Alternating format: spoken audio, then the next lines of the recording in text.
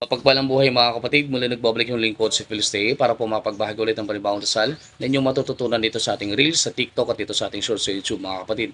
Pero bago tayo dumako sa aking dasal na ituturo sa ngayong araw ay sagradong araw po ng Biyernes, May 15, 2026. So mas malakas o mas mabisa po yung mga dasal kapag sagradong araw lalong-lalo ay Biyernes mga kapatid. So meron po tayong tawa sa papel. Kung gusto niyo pong makita o malaman yung itsura ng gumagambala po sa inyo ko ay nagbibigay po ng sumpa po sa inyo, pwede po kayong magpatawa sa papel sa akin. At meron din po tayong ritual para po sa panggagamot, pang proteksyon at pampaswerte.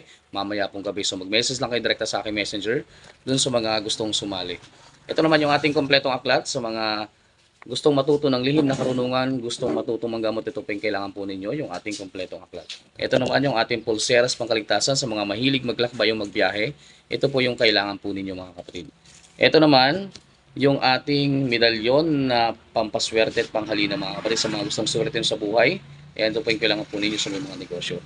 Ito naman, yung ating medalyon na pangproteksyon, pangontra sa kulam, barang, palipad hangin, at sa mga kaliwang gawa, at sa mga masasamang elemento mga kapatid. Okay? So mag-message lang kayo direkta sa aking messenger doon sa mga gusto pong kumuha ng ating mga gamit. So dumako na po tayo sa ating orasyon na ituturo. Yung ating orasyon na ituturo ay tungkol ito sa orasyon, gayuma, upang maging kaakit-akit sa mga tao. So bigkasin lamang yung mga orasyon na to ng 3 beses. Ayan, sundan ng susi ng mga susi.